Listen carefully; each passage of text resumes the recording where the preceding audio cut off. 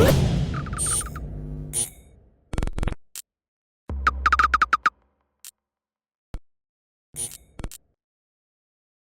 is Andi Purewal for Boxing Social in association with Betfred, and for the first time in what I think is about 8 or 9 months, I am delighted to be joined by promoter Eddie Hearn. In all places, it's out here in Texas. Eddie, how is life? How have you been doing?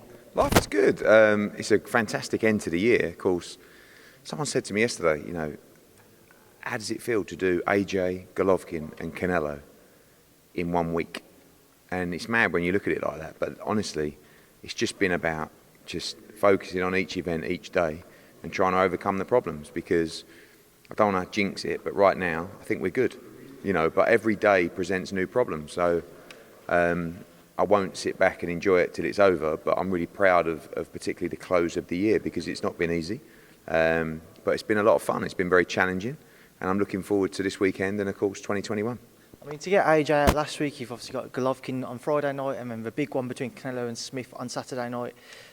What have been the biggest logistical challenges that you guys have had to overcome to ensure you could get those 3 fights on? Well, everything. I mean, from the start, making the fights, and getting the trust of the fighters to compete in a different kind of environment. Also, we know there's less money in the pot because there's no gate. But competitors and fighters want to fight. They want to compete. And that goes for Triple G, that goes for Callum, that goes for Canelo, of course that goes for AJ as well, and these guys should get a big pat on the back because we've done a good job, but it's the fighters that have chose to get in there and compete, and the great ones do. That's what they want to do. So logistically, all kinds of different problems. I mean, of course, from a UK perspective with AJ, it was being allowed crowds and getting only 1,000 in there and getting Purewal over, and then in Hollywood in Florida, setting that up at the Hard Rock, getting Zeremeta over from Poland, getting Golovkin in that fight there. Here, probably more difficult because we have 12,000 on Saturday, which is fantastic. Putting the seating plans together, making sure it's safe for spectators, dealing with the state, dealing with the commission, dealing with the governing bodies, and of course making a fight like Canelo Alvarez against Canelo-Smith. So it's been non-stop. And to be fair, we have Italy tonight. We have Gamal Yafai going for the European title. So we have 3 events in 3 days, which is a really, really good achievement in this current environment. And of course, culminating in a huge event on Saturday night. Let's come on to the show here in Texas as we are here, Eddie. Canelo versus Callum-Smith. When the fight was first announced, naturally people kind of edged towards Canelo, the pound-for-pound king for many. But as we've kind of edged close towards fight week, I've seen a lot more people maybe swaying towards Callum, and certainly maybe seeing the challenge that he possesses a lot more seriously. What have been your thoughts, and especially on the back of the face-off that they did the first time earlier this week? That's always the thing with Canelo, isn't it? You do the face-off. I've seen it against Rocky Fielding. I've seen it even against Danny Jacobs, was quite sizably bigger, and then again with Sergey Kovalev. The difference is when you compare those 3 guys, particularly of Callum-Smith, Rocky, and Sergey Kovalev. Callum is the better fighter. Callum is the fresher fighter. Callum punches harder than those guys. So having a size advantage and a reach advantage is great, but knowing what to do with it is better. But you have to be able to punch against Canelo Alvarez. This is the key, because otherwise, you saw in the Fielding fight, he'll walk you down, he'll cut you off, he'll beat you up to the body, he'll put tremendous amounts of pressure on you. You have to be able to put a dent in him. I don't think he'll just be walking fearlessly into Callum-Smith. Callum's jab should be keeping him at range. And he hits very hard to head and body. I think it's a tremendous fight, because, yes, Canelo, in my book, #1 pound-for-pound fighter in the world. Look at the challenges he's taking. Last year he boxed Daniel Jacobs for his middleweight title. Then he moved up 2 divisions to fight Sergey Kovalev for his light heavyweight world title. Now he's fighting the #1 at 168. It's fantastic. But Callum-Smith is the best 168 pounder in the world. And you haven't seen the best from Callum-Smith because he hasn't been motivated since the series, because he wants those legacy moments. This is it. We've delivered it to him on a plate. Unique surroundings and situation, but he's got it. And I'm really pleased for him. Obviously, I've got 2 hats on. I've got the Callum-Smith hat, which is my primary hat, right? And I want him to win more than anything. And I've got the DAZN hat of bringing Canelo Alvarez back to DAZN, which was a massive coup. But there's nothing more I'd love to see than Callum do the business. And he can do it. He really can do it. The underdog, unquestionably, especially out here. But I think he's going for the knockout. I saw, I don't know if it was you or Andy's interview with Joe Gallagher, said, we have to knock him out. And that's what he'll be trying to do. He has the power, he has the ability to do it, but it's going to be very difficult. I mean, talking about the knockout there, is it a concern of yours? All we've seen in the past, Canelo's had a couple of favourable decisions and people could discuss him in his career, and we've seen some dubious decisions out here in Texas previously. Is it a concern that if it does go to the cards and if many people feel that Callum did enough to win, it won't be given to him? I think whenever you're fighting a superstar, whenever you're fighting a champion, whenever you're fighting a guy who could throw a jab and the crowd goes absolutely mad, you have to say that they have an edge in the fight. There's nothing corrupt about it, but it's Canelo Alvarez, right? But I do feel like we have a great judging panel here. I do think Callum's going to get a fair shake, but I think at the same time, he doesn't want to leave any. I don't think you're going to see Callum Smith coasting through this fight in a close fight, just hoping he gets the decision. I think you're going to see him try and knock Canelo Alvarez out. And I think that's a good strategy as well. But I think whenever you're in effectively someone's backyard, I mean, it's weird, isn't it, in this fight, because Callum is the champion. He's putting his belts on the line, but he is fighting a superstar. You're not going to get the same atmosphere. You've got 12,000, it'll be loud, but it's a 65,000 seater. It makes a big difference. So I think some of that is equalised, but for me, he has to win this fight well to get the victory. Where would a win for Callum rank in the history of British boxing, at least, in your opinion, Eddie? I think it's a huge win. I mean, listen, there's big upsets, isn't there? Like, if you look at upsets, you talk about probably Hearn against Curry. But if you talk about great British wins, especially on the road, or against, British and American fighters or whatever, you say, I don't know, of recent time, Calzaghe against Lacey, Naz against Kevin Kelly was a great win, AJ against Klitschko, Fury against Klitschko. I put those kind of wins, but it's not. Look, if Callum wins, it ain't a shock to me or the team. We expect him to win, but we also understand it's going to be a very difficult fight. But he would be beating the pound for pound number one. So in that respect, it's a monstrous victory. I don't know whether you're superstitious or not, Eddie, but Naz Kelly happens to be on the same day of Canelo-Smith on Saturday night, really? So if you're superstitious. But moving away from that, you haven't had a chance to speak to Boxing Social since this past weekend. We saw Anthony Joshua retain his unified world titles. Just reflect on his performance and the victory for me, Eddie. I thought it was an absolutely brilliant performance. I mean, it's quite baffling where people try and find a way to not give him credit. You can't win, can you? Is he going to be the old AJ, the new AJ? He ain't old or new. He's just AJ who's found a way to be very effective, very good, and to beat people with different tactics every time. And against Pulev, he boxed him, he broke him down, he beat him up, and he knocked him out spectacularly. What more do you want? I think he got hit twice in the fight by anything substantial. So, you got Bob Arum saying, Pulev's going to knock him out, Pulev's going to do this, Pulev's going to do this. And then after the fight, when Pulev hasn't won a second of any round, really, Bob says, well, I weren't very impressed by his performance. So you can't win. AJ is the best heavyweight in the world. He will continue to prove it.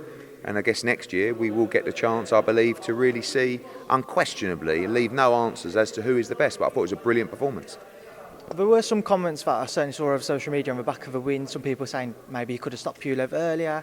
Maybe he was a little cautious at times, going back to, he dropped Pulev in the third round. Did he maybe run through his mind what happened with Ruiz, dropped him in the third round, and then we all know what happened out in New York. Did you see any of that yourself? I just saw someone who's wiser.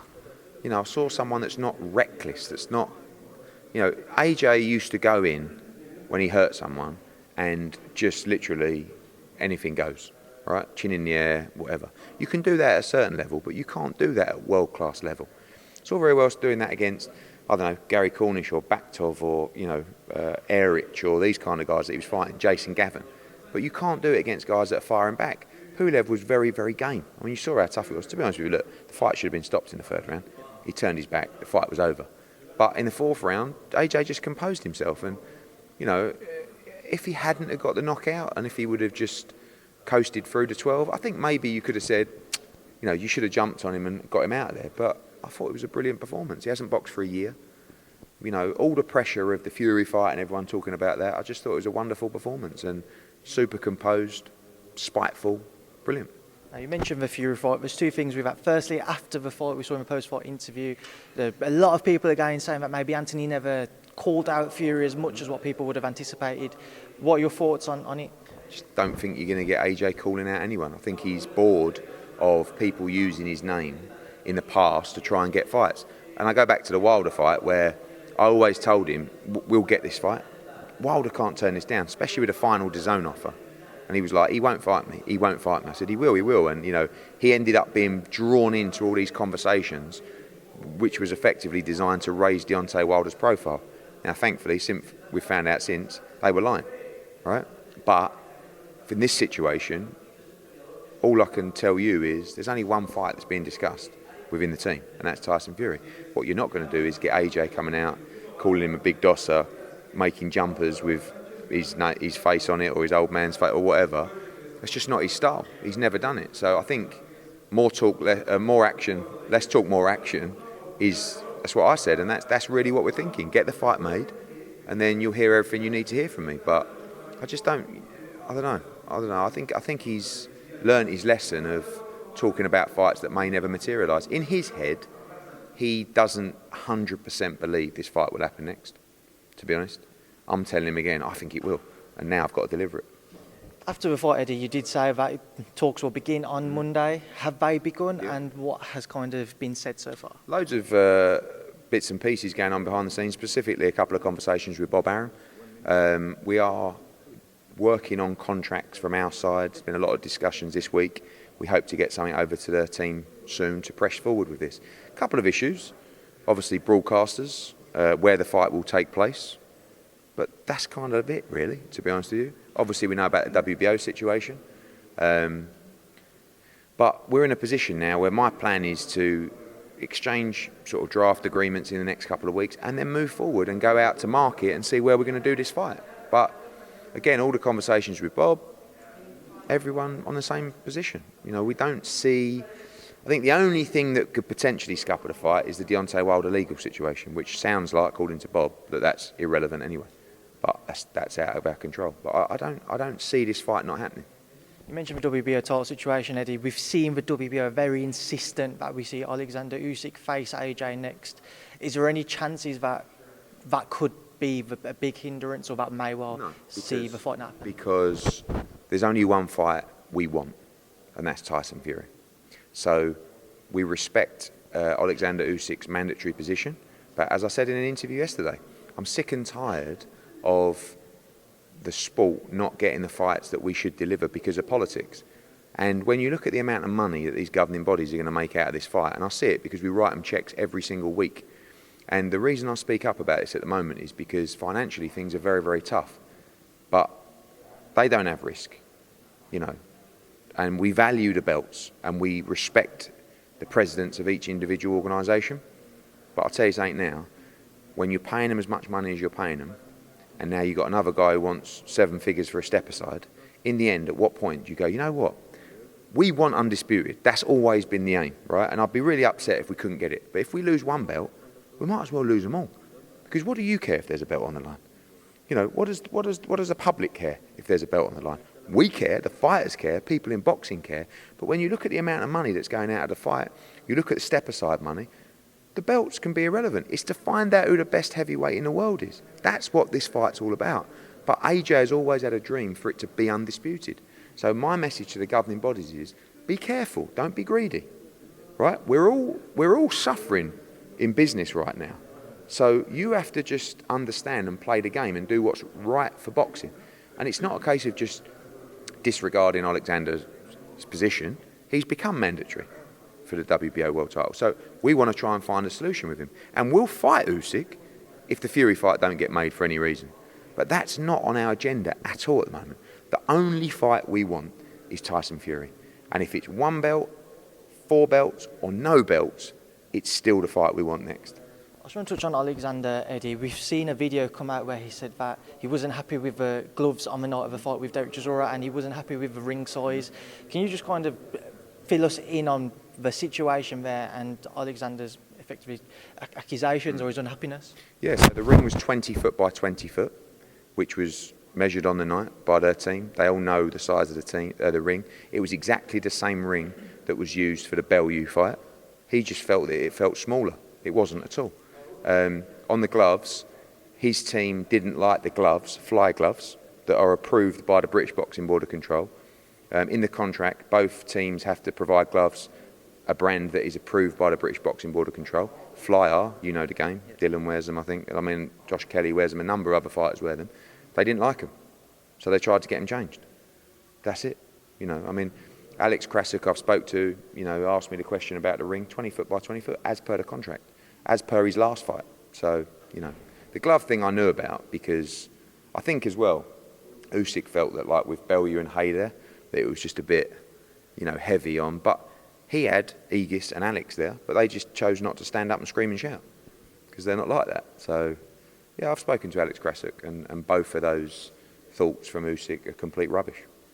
Eddie, what's got just a few other things I want to touch on before I leave you. We've seen you come out saying that Dillian Whyte may not be facing Alexander Povetkin next. Have you got any update on that, and elaborate again on potential other opponents? So really, Dillian's one of those real fiery guys. So he was supposed to fight Povetkin on November 21st. We all know that was a very quick turnaround from the original fight. Then he was supposed to fight him on January the 30th. That was the proposed date. And to be honest with you, Povetkin's just not back in full training yet. So he's asked if that can be March the 6th. Okay, so 5 weeks later. We're looking at Feb 20 or Feb 27. Dillian's frustrated because he wants to fight. But as I've said to him, you could fight someone else, but you'll do that in February. So for an extra 2 weeks, you get the fight you need, you get the fight you want. So we are looking at other options for Dillian Whyte right now, but my advice is to lock in the fight with Alexander Povetkin and go and win that rematch. That's what I was going to say. We saw the names like Deontay Wilder, Andy Ruiz mentioned, Luis Ortiz. What do you think the most realistic outcome is of it all? I think the most realistic outcome is we'll lock in a date with Alexander Povetkin. That's the fight Dillian Whyte needs, but at the same time, he doesn't want to hang around, he doesn't want to wait. So, we'll see what happens over the next few days, but for me, the best option is to lock that in for March 6th, to be honest with you. But we are speaking to a number of other fighters to see if Dillian wants to take an alternative fight. Away from them, but with the heavyweight still, Derek Chisora, Joe Joyce. David Hay said they'd like to see that one possibly made next. Do you think that's possible? Yeah, I think it's a good fight. I mean, obviously Joe Joyce shouted that out when he didn't really have any notable wins, and Chisora said, it's not a big enough fight. Now Chisora's saying, I'll take that fight. So I think that's a good fight to make next. Obviously Joyce is looking at the WBO situation as well and saying, well, if that title becomes vacant, I'll get the Usyk fight. But I think Joe wants to fight and should probably get out in February. And if that's Chisora, we'd definitely look at that. And I'm sure David Hay would look at that, and it's a good fight. Also seen you've made an offer for Michael Hunter and Filip Hrgovic. Where do things stand with that, Eddie? So I made an offer 2 weeks ago. I didn't get a reply. I know he wanted to fight Dillian Whyte for free and Tyson Fury for free. This wasn't for free, but we haven't had a reply, which is disappointing. But he's fighting here tomorrow night, Michael Hunter, in Texas. And I think he's going to come to the show on Saturday. So I'll be saying, come on, Filip Hrgovic. I think Hrgovic will either fight Bakole or Hunter next. The Hunter fight is the one that we've targeted and want, but obviously if he doesn't want it, we'll have to see. Just want to touch on the Paul brothers, Eddie, one facing Floyd Mayweather, the other calling out Conor McGregor. What do you make of this, and are you the reason behind seeing all these YouTubers coming into the boxing world now? That's my fault. I think that I have no problem with YouTubers in boxing if they take it seriously and they add eyeballs and they add interest. What I'm saying is, when we talk about Fury against AJ, when we talk about Crawford against Spence, if we don't start making these fights, then that will become the norm. Because what we can't ignore is Mike Tyson, Roy Jones, YouTubers do big numbers. And in boxing, average fights don't do big numbers. So we're competing with that space. And ultimately, the broadcaster will say, well, we need numbers. So we've got to be careful that doesn't become the norm. We've got to make sure that we can keep making the big fights. I didn't like Jake Paul's video. I thought it was extremely disrespectful. And to be honest with you, I mean, he's not going to talk about me, but I think if anybody talks about your wife like that, then they should get a smack. So, but again, he's goading, right? And Jake Paul don't give a fuck. He will do and say whatever he needs to say to try and get a reaction or to get a fight. Just, there's certain things that you, in my opinion, you don't say. But Jake Paul knows what he's doing. Jake Paul's getting eyeballs. And, I'm sure he'll land a big fight next. Just one thing with Floyd, Eddie. We know that he's one of the biggest stars in the sport, but a few people, tongue-in-cheek comments on social media, seeing him attend the AJ fight on Saturday.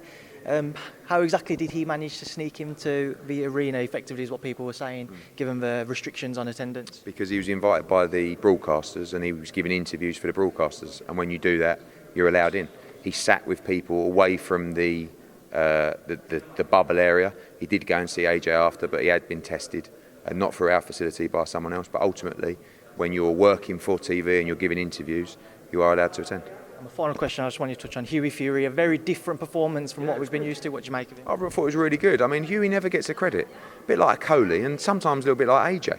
You can't really win. You know, people criticise Hughie Fury for boxing off the back foot, and all of a sudden he walks forward all night. You know, he gets his face sliced up. You know, and tries to have a fight and a tear up with Marius Wack, and he still don't get the credit. I thought it was a good fight, and I thought it was a good performance. And he's someone that's going to land a big fight in 2021 as well. Eddie, has always been a pleasure to catch up with you first time in about 8 months, and I'm sure I'll speak to you for the rest of this week. Thank you for speaking to Boxing Social. Cheers, mate.